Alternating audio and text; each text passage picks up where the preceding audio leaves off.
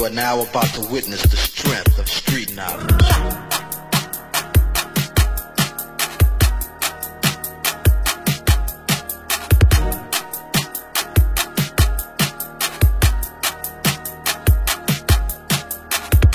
Worth dying for, worth killing for, worth going to hell for.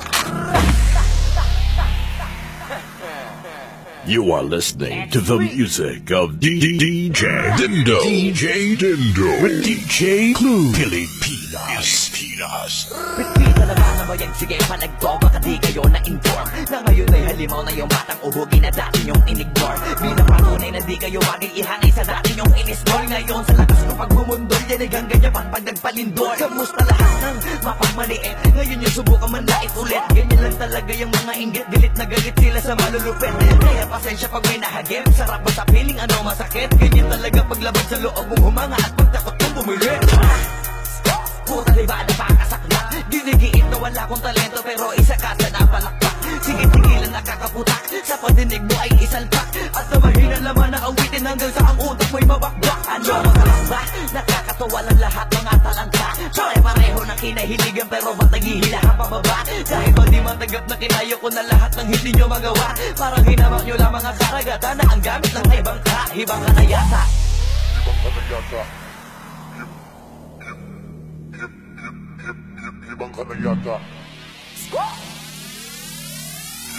yata. Lahat na may maling tono, makakababa na sa trono. Handa naman akong pakinggan kayo, wag nyo lang ako gawin bobo. Bueno, eto na ang malino na sagot ko sa napakalabong tanong ko. Bakit ako sumusulot o kapatunayan na hindi ako patapon? Alam nyo ba yun? Malamang hindi kasi hindi kayo alisto. Sa sobrang bulag nyo sa katotohanan, lahat kayo ay pinanisko. Hindi na uso dito, palawakan ng koneksyon. Kundi ka isasabi sa malabong makakuha ng atensyon. Hindi ako nakipag-unahan pero bakit ako ang nasa harapan? Samantalang yun natin pagtulakan sa likuran, sila paan na pag-iwanan. Ako ba ang dapat na alisin? O baka di pa di napansin? Kung totoo sin, mas malagin mo o galing palagi nagmamagaling. Lokohin nyo, lelang nyo, wala na kayong mauulol pa. Sa panahon na to sa listahan na mahusay ako ay nakaburda. Lahat pa hiya, walang hiya na ngayon yung matagal nyo nang kinutya. Paano ba yung panahon ko naman dahil yung panahon nyo ay tapos na? Shout out to my boy Flo G. I'm gonna kill this shit right now.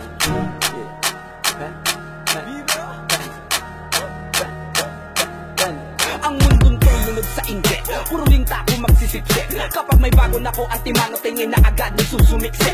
Kaso iba ko pag may nakita ko, meron na agad ako na bagong plano kung paano maglaho yung taong ayaw mag-iba. Yung papalitan ko na ng bago. Kakatapos ko lang maturukan, ayoko na makipag-ululan. Gusto ko na kasi yung may kabuluhan. At bukod pa dyan, ayoko na rin makipag-usap kung walang katuturan. Dahil lahat ng bagay na di makakatulong, tagal ko ng tinuldukan. Dapat nila rin ang pangalan ko. Teka puta pare, ba't ang yabang mo? Dapat puta matigas pangarang mo. Lalambot ka sa bigat ng barang ko. Alam mo ba kung lupit ang banat to? Hindi ka na dito belong. Tangina mo pag kami nang yamot sa'yo, dapat hindi ka bigol. Paano mo nasabi na hindi ko kaya makipagsabayan sa mga ganito pataya? Kaya kung tapakan na pangalan mo, putangin na mo ngayon sino sa atin magaling. Isang baheng para sa mga praneng. Hanggat wala ako nakikitang duguan, wala akong sasabuhin. Pag naakit-dagit sa'kin kahit di ka lumapit, gamit karit, ibibiting ka ng patiwarik habang umiiyak at sumisigaw ng bakit matik sa'kin. Grabing pasakit kapag sumabit, hindi pwedeng hindi magpapanik. Matakot ka na pag ako ang nagalit, ako ang tulay mo patungo sa langit.